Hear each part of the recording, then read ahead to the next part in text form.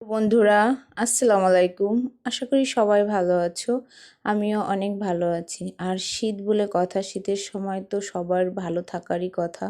শীত আমি অনেক পছন্দ করি। তো আজকে শীতের সবজি দিয়ে একটা মজাদার রেসিপি তৈরি করব, একদম স্পেশাল। আর আমি ঘরে বসে এভাবেই এই তরকারিটা রান্না করি। তো দেখতে থাকো কিভাবে আমি রান্না করি। আর কে কোথা থেকে ভিডিওটা দেখছো অবশ্যই একটু কমেন্টে জানিও। তো আজকে রান্না করব হচ্ছে পাতাকপি চিংড়ি মাছ দিয়ে। আর এটা কিন্তু খেতে ভারী মজা লাগে আর গরম ভাতের সাথে খুবই দারুণ। তো আমি প্রথমে পুরো একটা পাতাকপি কেটে নিচ্ছি। আর পাতাকপিটা কিন্তু একদম তরতাজা, বাজার থেকে একদম তরতাজা সবজি নিয়ে আসছে।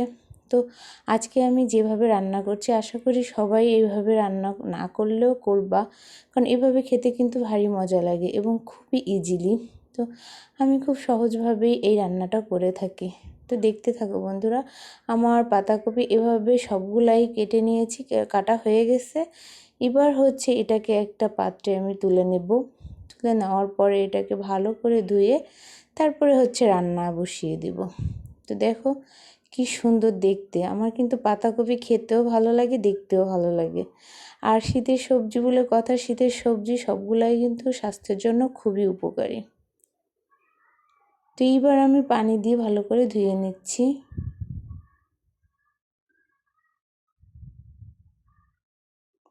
পানি দিয়ে ভালো করে ধুয়ে নিব।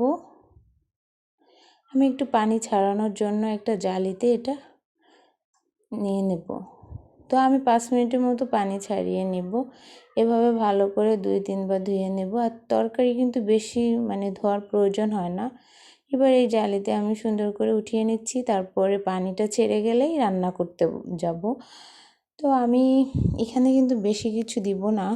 আর সব সময় এই তরকারিটা কিন্তু মানে কাঁচামরিচ পেঁয়াজ দিয়ে রান্না করলেও মজা লাগে। তো আজকে আমি সরিষার তেল দিয়েই সবজিটা রান্না করব। আর আমি কিন্তু ম্যাক্সিমাম রান্নাই সরিষার তেল দিয়ে করি। আর আজকের এটাই হচ্ছে মজাদার চিংড়ি মাছ, ছোট ছোট চিংড়ি মাছ আজকে এই রান্নাটাই দিব। তো এটাকে আমি এভাবে খুব ভালো করে ভেজে টেজে নিচ্ছি, খুব সুন্দর করে এভাবে নেব। তো চিংড়ি মাছটা যখন একদম লালচে ভাজা হয়ে যাবে তারপরে হচ্ছে সবজিটা দিয়ে দেব। তো এবার আমার চিংড়ি মাছটা কিন্তু রান্না হয়ে গেছে, একদম লাল লাল হয়ে গেছে। এবার হচ্ছে পাতাকপিগুলো দিয়ে দেবো। আর দেখতে কি দারুণ না, দেখতে কিন্তু ভারী দারুণ লাগছে। এবার দিয়ে দিচ্ছি স্বাদ মতো লবণ।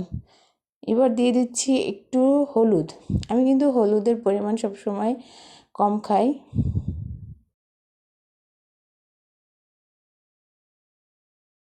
সাথে হচ্ছে কাঁচামরিচ। তো সবগুলো এভাবে দিয়ে আমি দেখুন নেড়ে নিচ্ছি।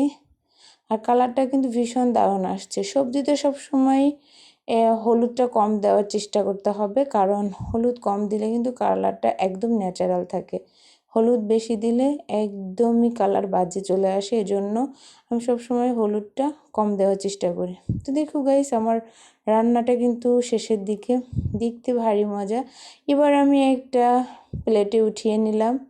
দেখতে কি দারুণ লাগছে না, খেতেই অনেক স্বাদ। তো এভাবে প্রতিদিন রান্না করবা। আর সবজি খাওয়া কিন্তু স্বাস্থ্যের জন্য অনেক ভালো। আশা করি সবার ভালো লেগেছে। এই প্রত্যাশা এখানে শেষ করব। আল্লাহ হাফেজ।